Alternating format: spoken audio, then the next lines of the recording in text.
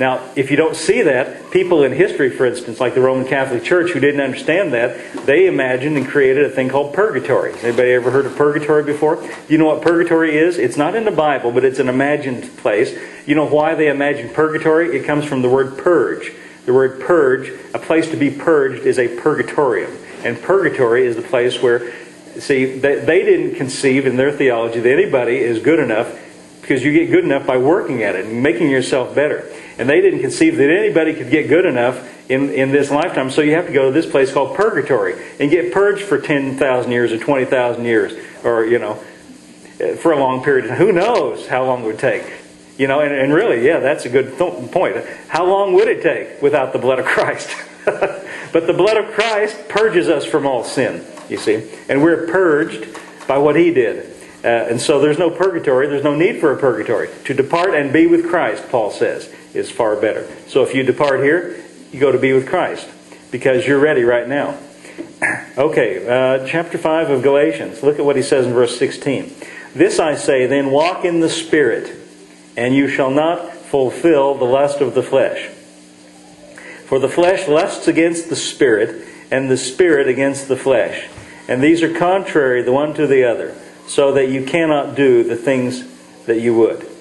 Now, notice that he says, verse 16 again, walk in the Spirit, and you will not fulfill the lust of the flesh. The Spirit's on the inside, that's the new you in Christ. The flesh is on the outside. That's the part that's not changed. I remember when I became a Christian, I remember when I received Jesus, when I became born again, I didn't look any different on the outside. The change was on the inside. Ditto for you, even though, I'm just assuming, you see. But Paul here says, walk in the Spirit. Now, what does he mean by that? Well, he doesn't mean, we imagine sometimes walk in the Spirit means some kind of weird, kind of like I'm in a trance and I'm, seeing clouds, and I'm just sort of in some weird altered state, of consciousness, and I don't see you, I'm in the Spirit, No, it's not like that at all. It just means be motivated by your Spirit. Let your Spirit dictate your behavior. Be led by, be motivated by, or walk in. See, walk means the way you live. Walk is the way you live in your life. Walk in the Spirit, meaning let your Spirit tell you how to live and how to walk. Or we can say it this way. Look at verse 17. The flesh lusteth against the Spirit, and the Spirit lusteth against the flesh.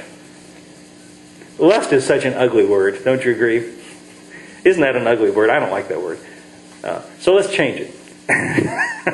We'll just change it. Let me say it this way, because I think this will enlighten you.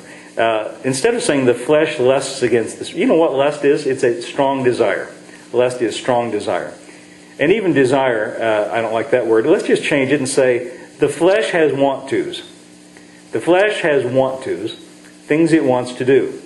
The Spirit, though, on the other hand, also has want-tos. The Spirit has desires and want-tos. The Spirit has what it wants to do. The flesh has want-tos. Now, if you recognize that, and I think we can recognize that, Paul then says, when he says walk in the Spirit, he means live by the want-tos of who's on the inside. Listen to those want-tos instead of the want-tos in the flesh.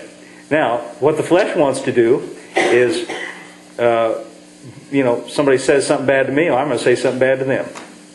The Spirit wants to forgive. Right? Flesh has want-tos. It wants to have my say and have it down and let people know, give them what's coming to them, But the Spirit has different want-tos. Now, I sometimes use this illustration. It's a kind of a funny one. It's the best one I can think of. And especially now we can identify with this today that it's windy. I was gone yesterday, by the way, over in Enid. Alice was playing with the Enid Symphony yesterday, and she asked me to come and film her performance, and it was a marvelous performance. She's going to do it here in Alva on Monday night. The Enid Symphony will be here. She'll be performing a piano concerto. But I was in Enid all day yesterday, but as you know, it was very windy like it is today. And I called home to check and see how everything's going. How's things going? April said, well, I got a call from the neighbor that lives across the alley.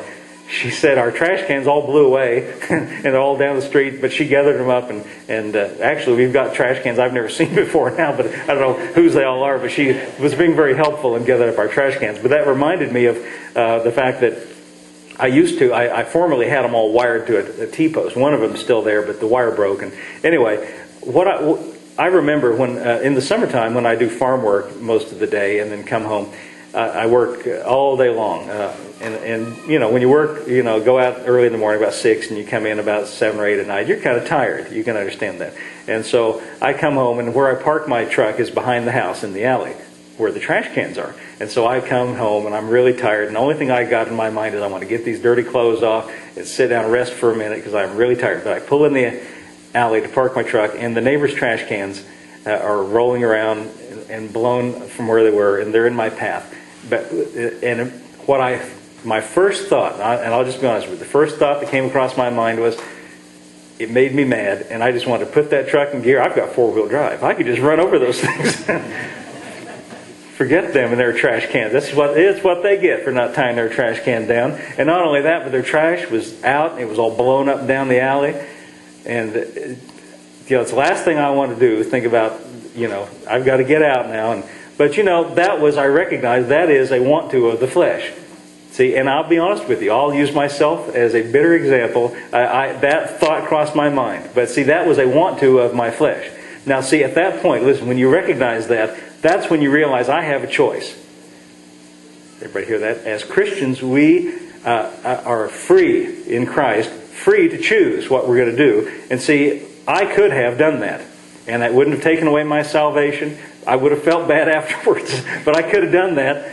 But I didn't do that. I stopped, and I said, at that point of decision, I stopped and said, wait a minute, I want to do that all right. That is what I would really like to do, my flesh would like to do. But I said, wait a minute, is there another want to?